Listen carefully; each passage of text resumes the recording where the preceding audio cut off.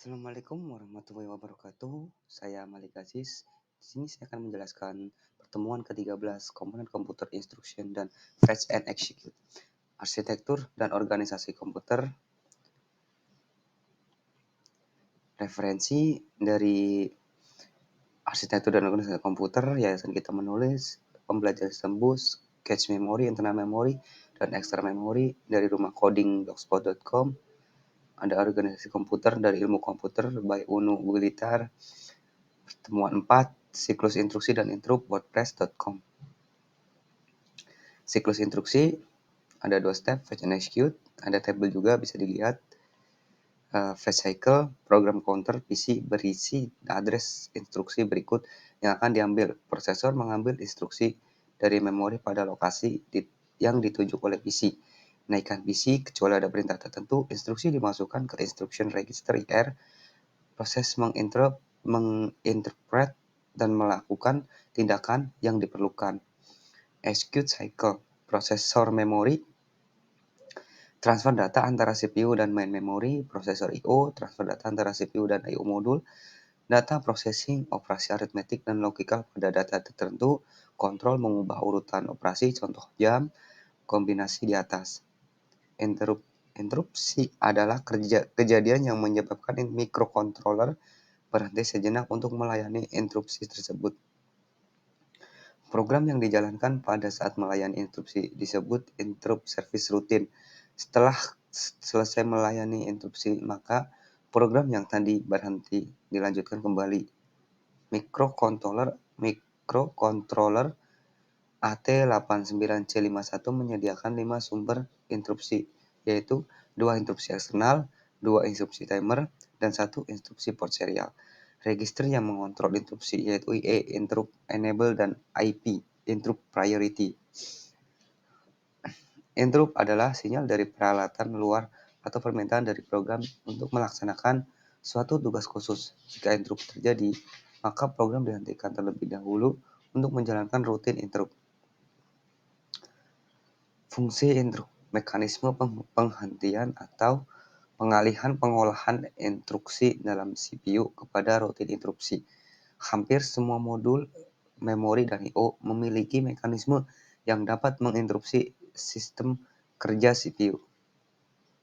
Tujuan interupsi secara umum untuk manajemen pengeksekusian rutin instruksi agar efektif dan efisien antara CPU dan modul I/O maupun memori. Setiap komponen komputer dapat menjalankan tugasnya secara bersamaan, tetapi kendali terletak pada CPU. Di samping itu, kecepatan eksekusi masing-masing modul berbeda. Dapat sebagai sinkronisasi kerja antar modul. Kelas-kelas interupsi terjadi. Kelas-kelas interrupt sebab terjadinya interupsi. 1.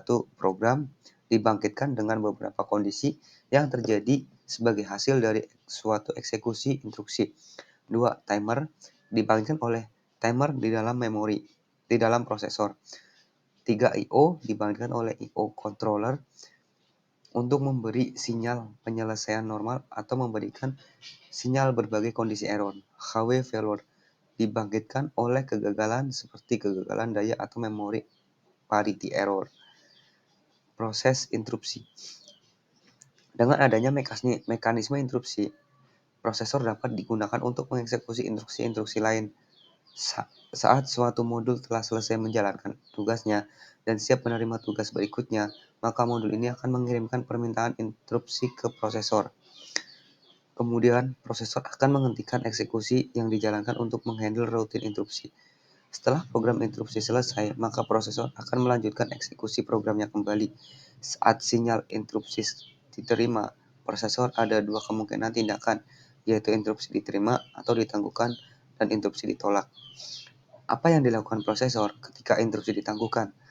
Prosesor menggunakan eksekusi program yang dijalankan dan menyimpan konteksnya. Tindakan ini adalah menyimpan alamat instruksi berikutnya yang akan dieksekusi dan data lain yang relevan. Prosesor menyetar program counter PC ke alamat awal routine interrupt handler. Berikut adalah tabel faktor interupsi pada mikroprosesor keluarga Intel. Bisa dilihat pada tabel berikut. Ada intrup pada PC. Personal komputer juga punya tabel, bisa dilihat. Ini gambar siklus proses dengan intrup. Kesimpulan, interupsi disediakan terutama sebagai cara untuk meningkatkan efisien pengolahan karena sebagian besar perangkat eksternal jauh lebih lambat dibandingkan prosesor. Jenis-jenis intrup ada software, hardware, sedangkan hardware juga ada dua, massable intrup dan non-massable intrup.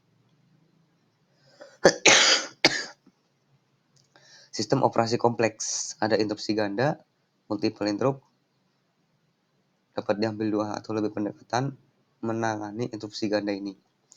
Pendekatan interupsi ganda ada dua pendekatan.